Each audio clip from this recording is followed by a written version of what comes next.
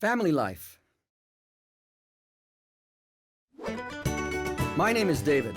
I'm a Mexican American from a tiny town called Edcouch, all the way down in South Texas. In my family, we had my brother, sister, mom, dad, and my two grandfathers, Papa Lalo and Grandfather David. Both my grandfathers had a big influence on me. Papa Lalo always had these wise sayings called dichos. He'd hand me a shovel and a pencil and ask me, which one do you want to use? ¿Cuál quieres usar? I picked the pencil. You see, Papa Lalo wanted us to work with our brains, not just our muscles. My other grandfather had the same name as me. He went as Grandfather David. He'd spent a lot of time reading stories and poetry with me and realized I was having trouble reading. It always seemed things were going too fast, and I couldn't keep up with all the words. And sometimes the words would switch around on me, making it all confusing.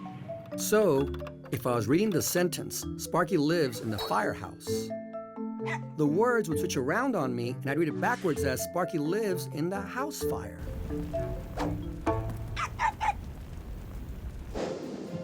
But my grandfather encouraged me to keep reading. Eventually, I learned to love stories in any genre, especially adventure and science fiction stories.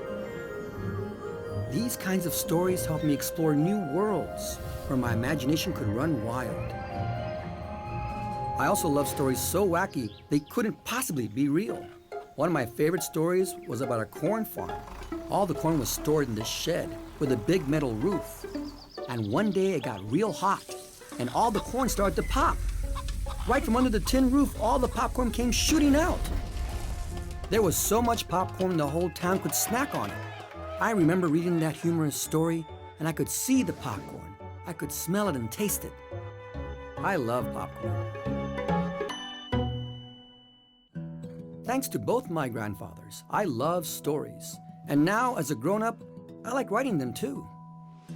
They are the memoir of my life and all the things that happened when I was a kid. One story I wrote is about my crazy dog called Loco. I loved him so much. He died a long time ago, but now he's on the cover of my book. So it's almost like he's alive again. So, what's the story you're inspired to tell? Which memories do you want to keep alive? Is it the time your grandma dyed her hair purple by mistake? When your sister broke her glasses? Or when your cat did the moonwalk? There is a story in each day, so that means you already have thousands of stories to share. So, what's your story?